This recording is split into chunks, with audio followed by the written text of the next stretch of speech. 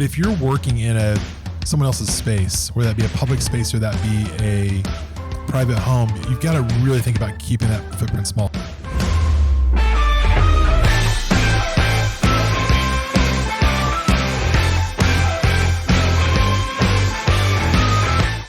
Welcome to the Joe and Todd Show. I'm Todd Wade. And I'm Joe Mathis. We're so glad you're here today.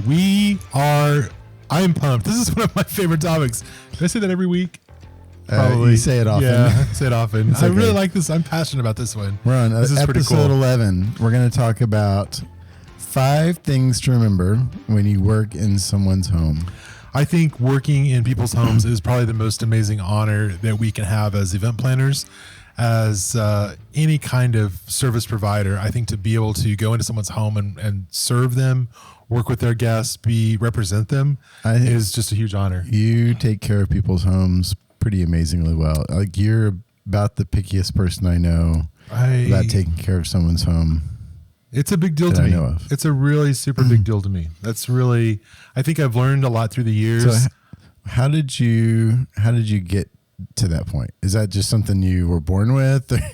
You're born picky, or did you learn that, do you think? I think when I played at other people's houses, I always had to pick up my toys.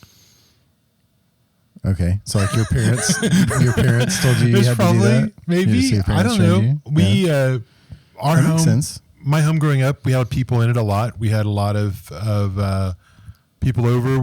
My dad came up with this great idea to do a pig roast for a couple hundred people one time. We were part of that. And we a lot of times had 4th of July picnics, Thanksgiving, all that was at our home. And so I think that's part of it, is I was on the host side of just having stuff happening in my house. And I think that probably kind of started but like, it. You're really good at taking care of other people's stuff. Yeah.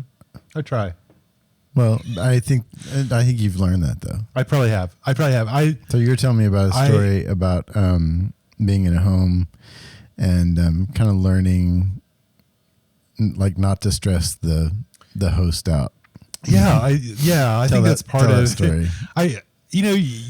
I've had an honor of being in some amazing homes. I really don't take that lightly. I know that for someone to trust me to come in and do work in their home is an amazing thing. And one of the things I've kind of learned is that I think there's sometimes a tendency to think, the more valuable home, it's worth several $1 million. Mm-hmm. Wow, I got to walk on eggshells. And their home is just a couple $100,000. It's no big deal. And I really learned, sometimes I think that's even the opposite of that. The home I was telling you about earlier.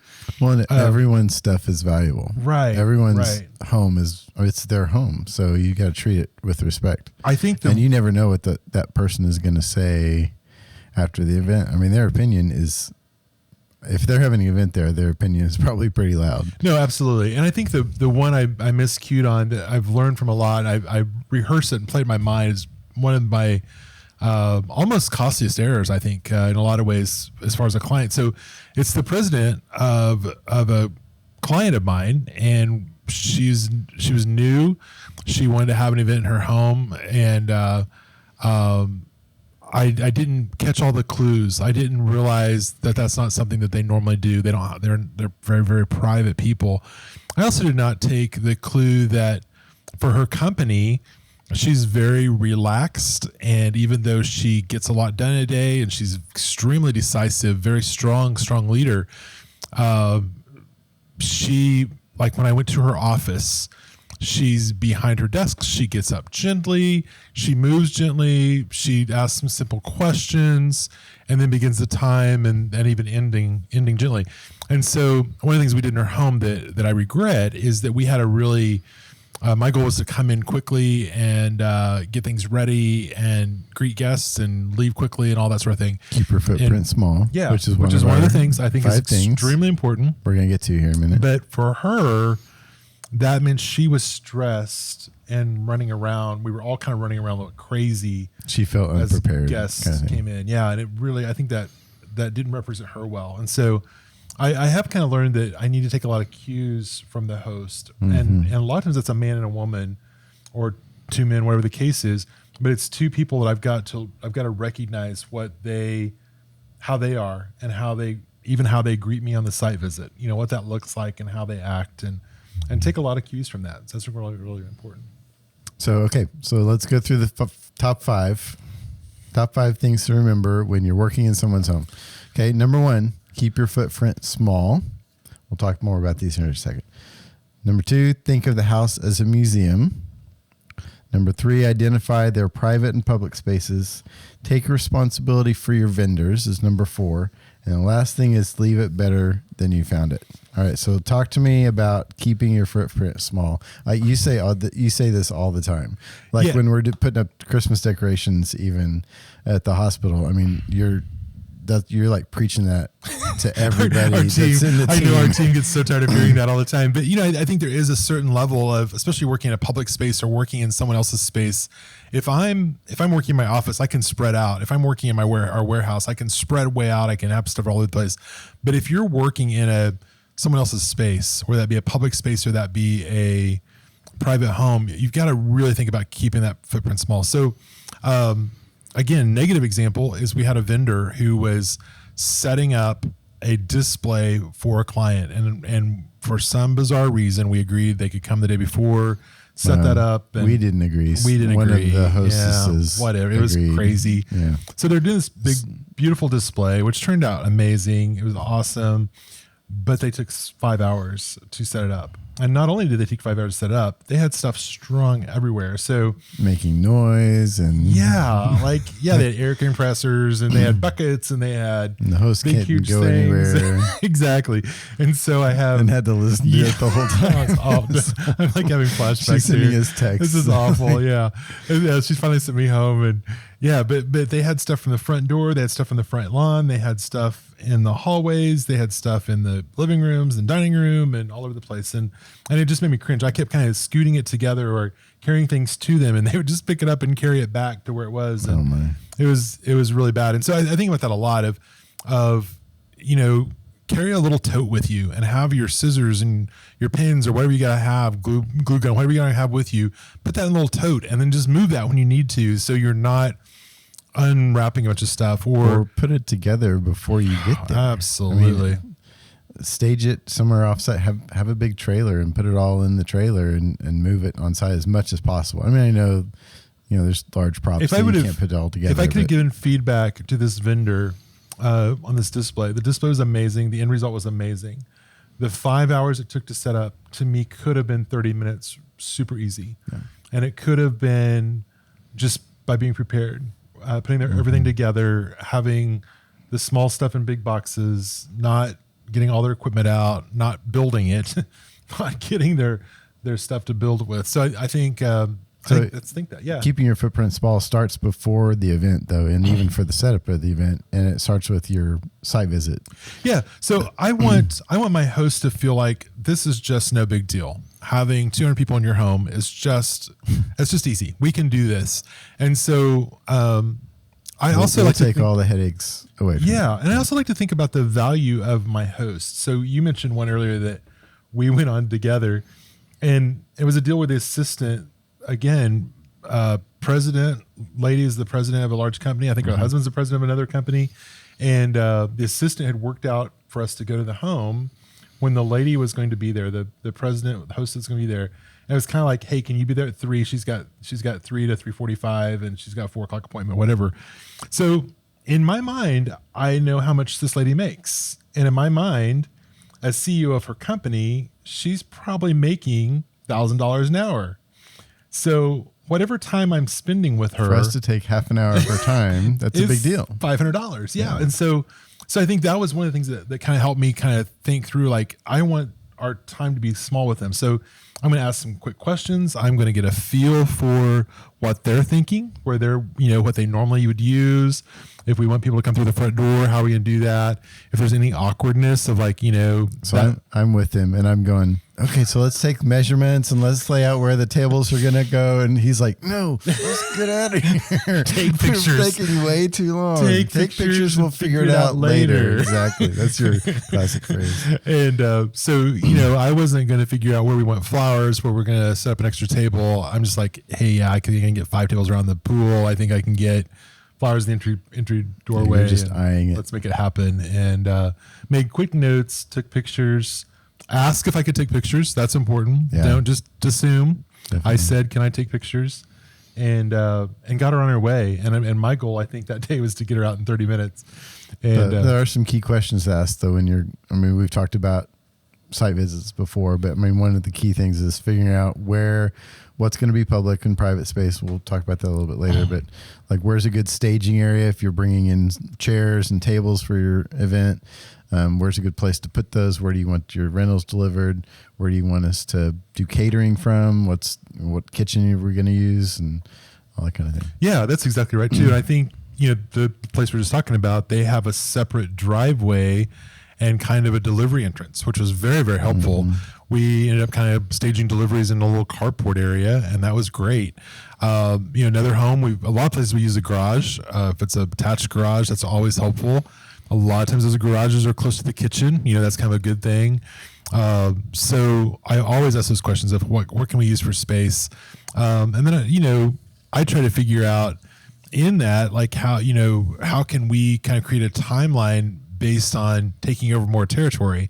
So part of that footprint to me is the day of the event, or we're moving in. So maybe it's, hey, 2:00, we're going to land in your garage. We're going to be there. We're going to set stuff up. We're going to set some tables up. We're going to receive the rental company stuff. We're going to do some stuff there. At 4:00, we're going to move into the kitchen or the dining room. And then, 5:00, we're going to take over more of the house. And so, a lot of times you're dealing with someone getting dressed, getting ready, maybe coming home from work. Seems like over and over again, you've got a spouse or a partner who's coming in and trying to do their evening activities, and we've disrupted their house. So it's like, they're coming in, maybe not even remembering we're there. And I think that's the important part too, is how are we doing that in such a small time frame that we can let them have the integrity of their life as long as they can. Just that I think communication is key. Going back to that first example of being in the home and them feeling rushed, is communicating. We are delaying everything to the last minute, but we will be fast in setting up. So don't freak out at 5:00 when the event starts at 6:30, though we're not completely set up. That's our plan. We're trying to keep that's exactly keep our footprint small. That's exactly right. So, and then cleaning up after the event is especially important as well, to be fast and keep your footprint small and get everything out of the houses and restore the house to normal as quickly as possible. I think moving back that territory, going back to, taking things back to the garage and meeting the rental company there to, load stuff out or whatever, but getting everything back to the garage. What I try to remember is that our host is, or which is typically our client, is exhausted. They're ready for bed. A lot of times they just want stuff to be done. Sometimes there's still family hanging around, or there's still people hanging around, guests hanging around. And so again, I want to put things back where we got them. I like to empty all the trash. It's just a little simple thing, but we actually empty the trash and take it with us. That's one of our big deals. We have, big commercial dumpsters at the warehouse, and we can dump that in there when we get back to the warehouse. And even paying extra for rentals to be picked up or anything like that. So that, sometimes it's $250 or whatever. I found over and over, it's worth it. That's I money can't well tell spent. you how many times people have called and on Monday when the rental company is supposed to be picking stuff up. Yep. Hey, your rental stuff is still here. When are they going to pick it up? Well, today, it's the first day of business after your event, but it's worth it to have them pick it up on Saturday night. That's right. Rather than them just staring at it all day on just Sunday or something like that. And I think it feels like it's responsibility for them that Yeah. you've left your work undone. Mm-hmm. The other thing we do a lot of times is pay for extra labor. We're also exhausted at the end of an event. Yeah, we've been there all day setting up, and I'm in dress clothes or whatever. And that's something, again, you've helped me with, is to make sure we've got people there to help us. Yep. We can kind of guide that. Even if it's extra people, even if they're just standing around for a little while, kind of waiting in the wings until everyone clears out. Standing down the corner. Yeah, like sitting in a car down the street. That's whatever it takes. I mean, think about that party we had in someone's home around Christmas time, and they have teenage sons. Their parents were there, and they were wanting to help move everything back. Mm-hmm. And I think you had a lot of wisdom in the fact that you had our guys jump in and do that, and they still helped. But one of the things I liked about that was there's no way they were going to walk away and say, oh wow, I had this party at my house. I had to move all the furniture back in the house, or I had to. Mm-hmm. We actually moved all their dining room chairs out to the garage, and so it's like I want to make sure that we have people doing that for them and taking care of them, and that last impression absolutely is important. Absolutely. Yeah. All right, so number 2, we spent a lot of time on number 1. It's important though. Think about the house where you're having the event as a museum, or think of it as the house of like the pickiest person you can think of. Think of it as their house. Absolutely. I think I said earlier we should say this works for a home or a museum, because I think in a lot of ways, a lot of the rules are the same. We have museums we work in, and you got to remember you typically can't go in until they close, and you have to protect all the furniture, and you got to make sure what you're bringing in is going to work. You move something. You can't just move a painting. An alarm goes off. Yeah, it's really the same way in a home, and I think thinking that way really helps me. And we've gone as far as to say, hey, all of our workers are going to take off your shoes because we want to protect the floors. We have had rental furniture come in, and the bottoms of the tables have been like, is that going to scratch a tile floor or a or it had mud on the bottom of the chairs, or it just came out of a muddy field and hadn't been washed off by the rental company. No, that was horrible. So painful. So again, having things with us that can quickly take care of that. So, having pieces of fabric or cloth or socks is an easy one. Keeping some cleaning cloths if you need to. I have to a friend clean who off the uses breast pads to really from nursing pads, who they take those and they put them on the thing, and you wrap a rubber band. So thanks, Kelly, for that little tip there. It's real super, of course. So I think, again, thinking through everything you're doing, are you going to scratch something? And even the, we saw a $20,000 countertop ruined because of a chafing dish had a leg that scratched. I was like, I think their insurance paid, I hope, but I felt terrible about that. And it's awful. So try and be present when your rental stuff is delivered. That's one thing we've learned as well, is just whatever you got to do, just be available and present when they're delivering that rental stuff for your event. Absolutely. The other thing I think that goes along with that is bringing all your own supplies and tools. Yeah. This works. This is anywhere. This really is not just in someone's home. Yeah.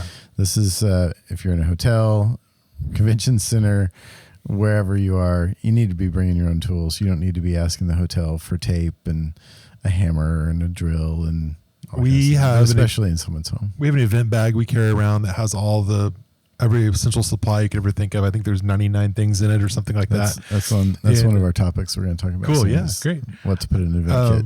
But if I have to ask for something, if I'm at a client's house and suddenly I need tape or scissors or a marker, and I have to ask that, I consider that the most horrible thing I can do. And I approach it that way. I'm like, I am so sorry. I had scissors in my bag.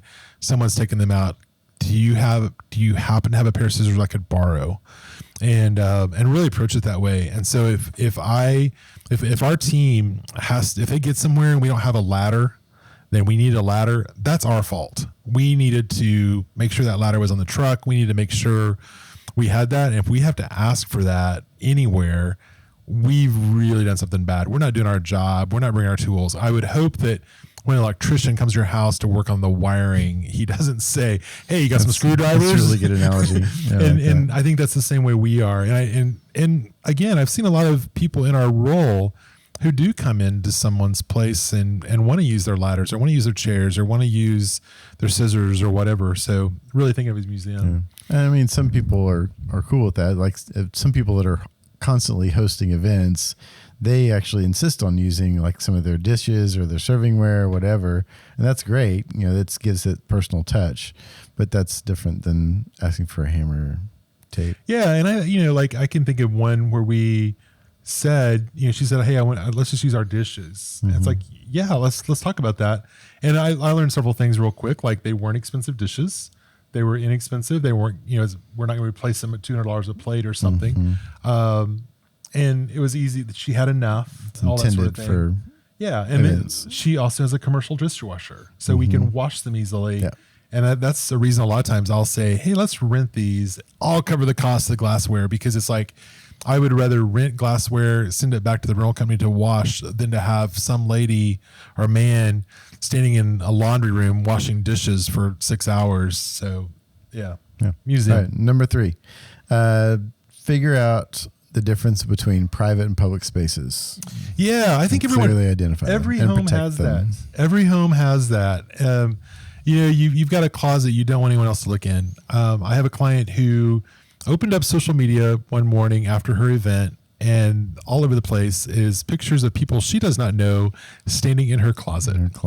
And it left a lasting impression on all of us, because it's like, first of all, how did those people get there? What do we do? How'd that happen? Who were they?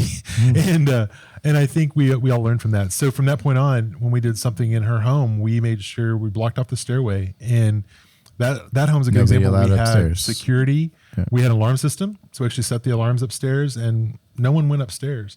And I think sometimes you can figure that out. Which bathrooms do you want the guests to use? And then I think also turning those private spaces into public spaces. So another good example was, one of our hosts said, yeah, well, just the guests can use this bathroom. And I walked in and there's a jewelry box there. And I'm like, hey, why don't we put the jewelry box somewhere else? Because first of all, it's just a little, like, let's turn this into more of a public space. Let's put some guest towels out. Let's, maybe put all bring the a personal different stuff away. Yeah. Bring a different dispenser. Maybe put the toothbrush in the drawer. Exactly. Yeah. Clean out the shower, whatever. Yeah. And so, turning that into a public space, and then just understanding for them what's valuable, what's important, what's sacred. Yeah. And I think talk through the areas where you can have staging of your stuff, storage of your supplies. Where do they want to put people's coats as they come in, or like what kitchen do you want to use for catering? Is there a sink that doesn't work or something like that, and figuring all that stuff out with the host ahead of time is important. Yeah, absolutely. Yeah. So are we on number 4? I think so. Okay, here we go. Take responsibility for your vendors. What does that mean? Oh, my word. So that means to me that I'm inviting people into my house. And so I've kind of taken over, and I'm suddenly the host in charge of the vendors. So a couple of things. One is I try to bring them in through the back door. And I think there's a subtle message about that. You're not a guest. Yes. You are really a worker tonight, and you're coming in to help. And so I really want to do that. I want to make sure they know the rules. So we have a client that we don't like people to use their bathroom, any of our vendors. And so if there's going to be a catering staff, I make sure they know, hey, let's first of all park down the road. We'll have valet bring you back. But second of all, there's a gas station on the corner if you need to go to the bathroom.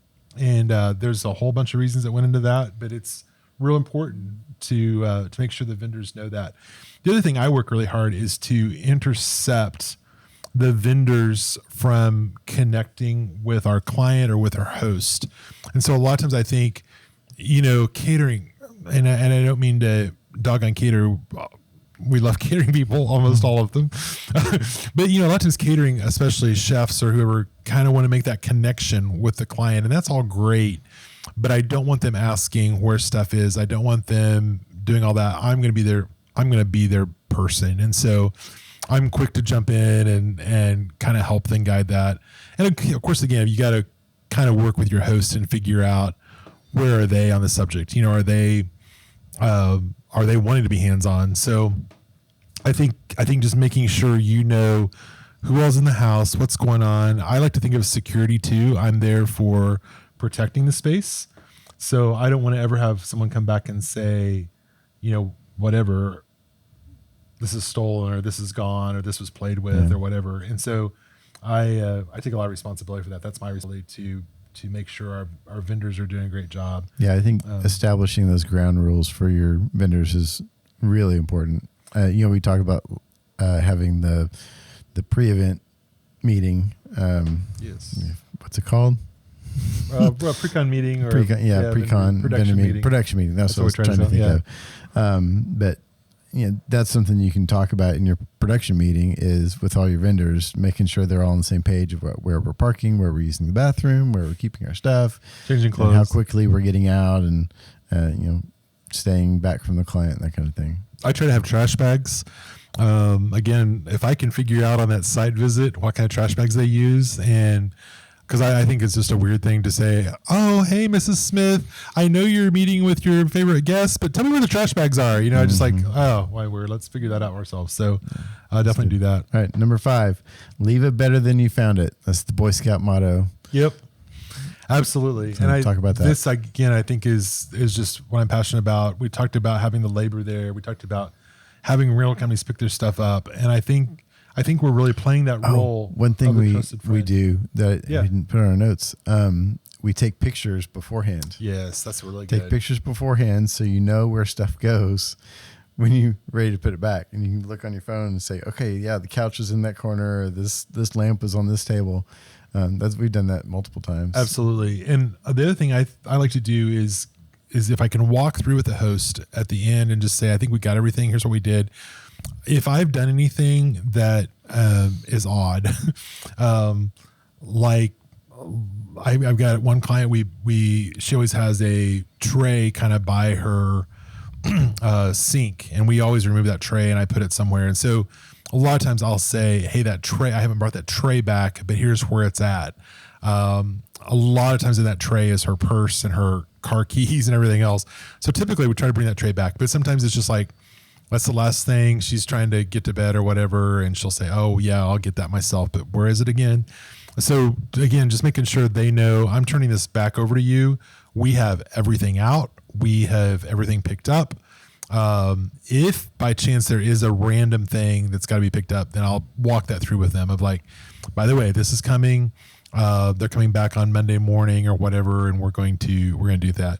We had a hopefully you're taking everything away with you that absolutely night. Yeah, absolutely. So we had a client who sometimes that can't happen though. The wife was, oh, you guys don't need to clean up. Our family is going to be here forever, and it's just okay. We can do whatever, and so just put everything in the garage. They can come up. You can come back on Monday, pick everything up, and it's dark, and it's all an outside party, and whatever. Just don't worry about it. It'll be fine.